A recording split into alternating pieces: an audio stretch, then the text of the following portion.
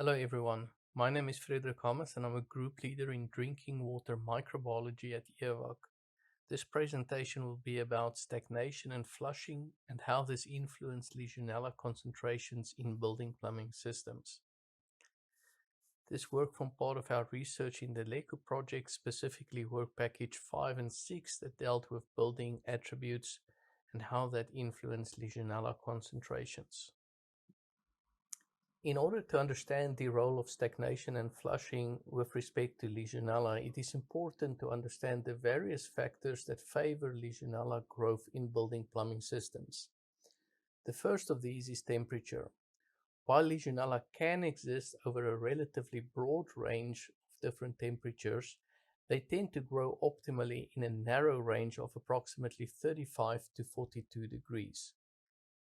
As for most other bacteria, Legionella grow best in the absence of chemical disinfectants such as chlorine or monochloramine. They also seem to prefer materials that leach high concentrations of assimilable organic carbon as nutrients. Coupled to these, Legionella exists typically in the presence of biofilms, which contain a diversity of other bacteria, as well as protists, which serves as the host for Legionella to multiply in the environment.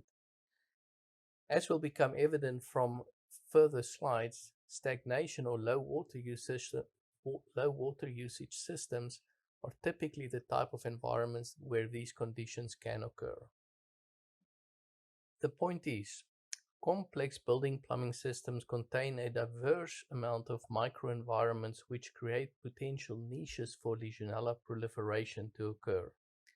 So what happens during stagnation?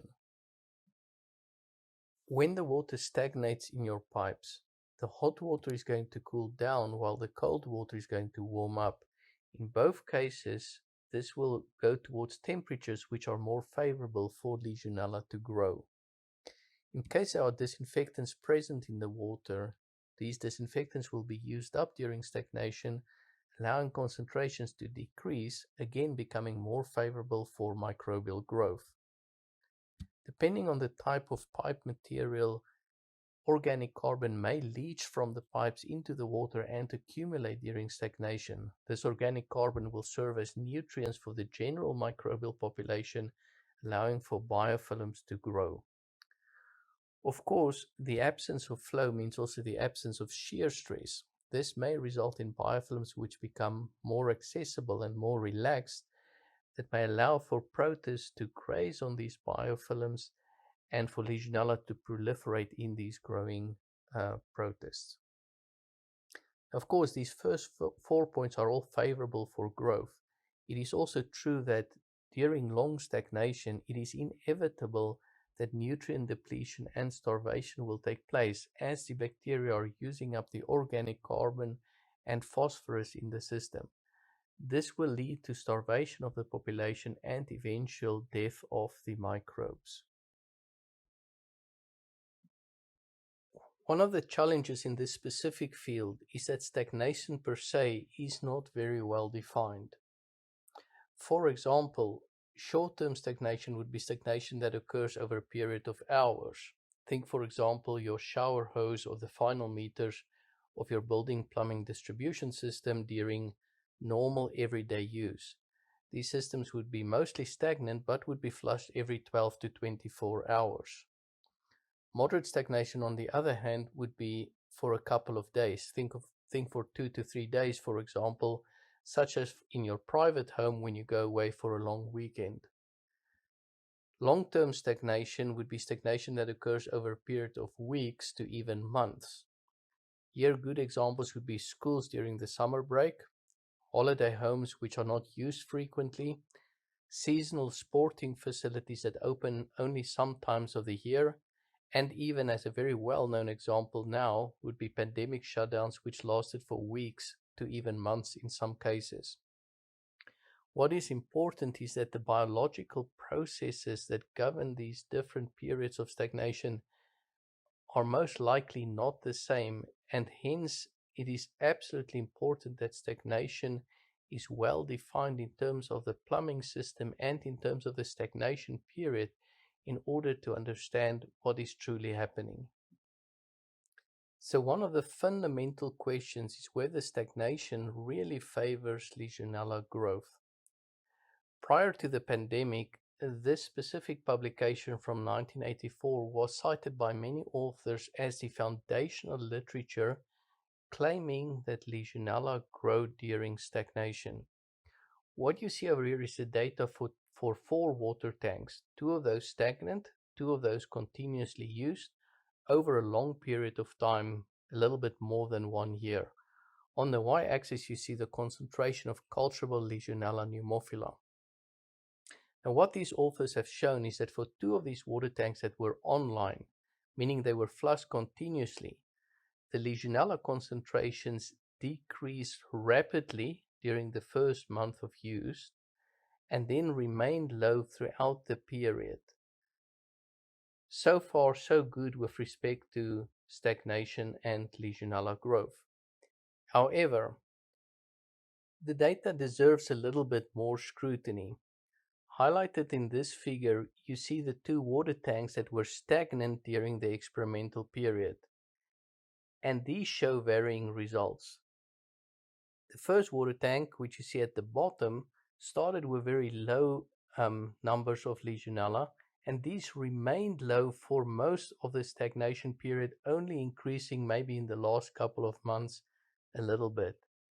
The other stagnant water tanks started with particularly high concentrations of Legionella pneumophila, which increased during the first 2 or 3 months of stagnation, but then decreased during the remaining period of stagnation until the concentrations were more or less as low as the water tanks that were continuously flushed.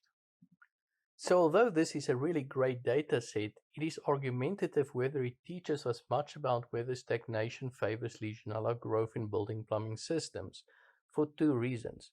Firstly, the results were varying without any question, and secondly, this concerned large water tanks of approximately 7,000 liters each, which is not necessarily representative of building plumbing systems and the pipes in the last meters of such systems. More recent literature seems to confirm these variable findings. This interesting study on the left was a collaboration between a large group of co-authors during the pandemic, where they looked at 26 reduced occupancy buildings in 11 cities throughout the United States, Canada, and Switzerland. What these authors found was that building-specific factors and disinfectant type seemed to have been more significant with respect to Legionella presence than low water usage, which would also be defined as stagnation during the pandemic period. In fact, the pandemic was, of course, a magnificent catalyst for multiple drinking water stagnation studies worldwide, because there was a broad concern for possible secondary problems with respect to Legionella growth arising from all these stagnant buildings during the lockdown period. This has also led to the rapid development and release of flushing guidelines on a national and international level in order to mitigate potential risk arising from Legionella growth in such buildings. The study that I will discuss today was indeed one such pandemic-related case study. This was done right at the start of the LeCo project, and it was done on a large building which had 6 floors and more than 150 different taps. Importantly, this was a building with historical Legionella pneumophila contamination, which we were studying prior to the pandemic, which meant that we had also data for Legionella pneumophila available before the lockdown period started. So the goals of our study was to document the changes in Legionella following stagnation, as well as following the flushing and recommissioning of this building. We found some interesting results, and the second goal of the project was then to explain these results through follow-up experiments. This slide shows an overview of the timeline of the project. As you can see, the last data set before the pandemic were collected on 24th of February, literally a few days before lockdown started. The building was then subjected to 7 weeks of stagnation, where occupation was estimated around 5%. So importantly, we're looking here at low water usage rather than complete stagnation. We then collected 62 water samples at the end of the 7-week stagnation period, right before flushing was done. A day after collecting these samples, we flushed all taps in the building according to the local guidelines. We then collected water samples during the reoccupation period on a weekly basis, and it is estimated that building occupation was around 30% in this period, which means an increase but not optimal water usage in the building. So let's look at some data. This figure on the left shows you the Legionella pneumophila concentrations in the building as measured with Leisure and shown on a log scale. And as you can see, even before the pandemic lockdown started, the Legionella concentrations at all taps were already particularly high. Now, the first astounding result from this study was that after 7 weeks of stagnation, Legionella concentrations did not increase, but in fact decrease by at least an order of a magnitude throughout the entire building. This was a bit surprising, but the stagnation was anyway followed up with an intense flushing event of all 150 taps in the building. A week after the flushing event, when the building was reoccupied again, the first Legionella concentrations surprisingly showed an increase in Legionella at all the different taps in the building, and this trend was continued for at least another week before Legionella concentrations started to decrease throughout the building over the reoccupation period. And so a couple of key questions arose from this study. The first is whether the stagnation period really was as problematic as one thinks, since the concentrations decrease. And the second point is that the small increase that was seen after flushing made us ask the question whether flushing actually created more of a problem than providing a solution. So this begs the question, how is it possible that remediation flushing made the problem worse? We worked from the hypothesis that some of the Legionella contamination in the building may actually come from the boiler itself. It is well known that the bottom part of hot water storage systems may have temperatures favorable for Legionella growth. Once extensive flushing reduced the thermal barrier in the boiler to a level where it was no longer sufficient to kill the Legionella, it is possible that the system became contaminated with Legionella from the boiler, which was then distributed throughout the entire system, and where the Legionella then proliferated in the weeks after the flushing event. To study this further, we followed this up with specific flushing experiments on the building itself. In order to test this hypothesis, we did an experiment where we flushed the building's boiler on a single day through a single tap. The figure on the left here shows the percentage of boiler flushed on the x-axis, where you can see we flushed the boiler twice its volume in one day. And on the y-axis, you see the concentration of Legionella pneumophila and Legionella species measured with Leisure and PCR from this single tap. Now the data is pretty clear. As the boiler is flushed, Legionella concentrations at the tap increase throughout the day until a given point when these concentrations drop quite dramatically. How we explain this data is that Legionella is either dislodged from the plumbing system or more probably flushed directly from the boiler into the building's distribution system, and then at the point where the boiler volume is flushed nearly twice empty, cold water from the outside distribution system would be entering the building plumbing system, and this cold water is likely to contain very low, if indeed any, Legionella concentrations, and this is when you see the dramatic decrease in Legionella concentrations at the tap. The figure on the right shows you the follow-up data after such flushing experiments were done, again with the date on the x-axis and the concentration of Legionella pneumophila on the y-axis. And what you see over here is that directly following one of these flushing events, you see an increase in the concentration of Legionella pneumophila by nearly a log unit in the 3 to 4 weeks after the flushing event was done. This was repeated twice, so it is pretty clear that the act of flushing did not only contaminate the system on that specific day, but that this contamination persisted through several weeks after the flushing event. So what do we conclude from this? First, I want to make the very clear disclaimer that this is a single case study. As we've seen now from different studies, different buildings will have different results.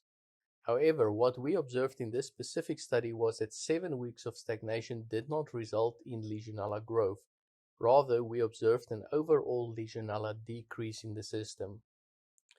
The remediated flushing which we did in fact not lower Legionella concentrations, but rather resulted in an increase in Legionella concentrations in the building. We believe this increase was caused by contamination of the system from overflushing the building, so from Legionella that were flushed out of the boiler into the system and which then persisted throughout the building system. Now, these results do not say that stagnation does not cause Legionella growth. There are clear examples of this. It also does not say that one should not flush contaminated buildings. There are examples where this has worked very well. But it does show us that all of these findings may be more nuanced and should be considered on an individual building level in the future. Following the COVID-19 pandemic, a large number of studies dealing with stagnation, flushing, and Legionella growth have been published in peer-reviewed literature. I show here just a small example of some of these studies. However, the general conclusion from these studies is that stagnation was an important environmental factor for Legionella growth in buildings. However, the results from the different studies were also shown to be variable, and it indicates that there's a complex interplay between stagnation and other contributing factors when it comes to Legionella growth. This brings me to the end of my presentation. If this was interesting and you have any further questions or comments, feel free to contact me directly at the provided email address, or go to the question and answer section on the main page and leave your questions or comments there. This is also a reminder that there are several other interesting presentations in this series, and I warmly encourage you to go to those and enjoy them as well.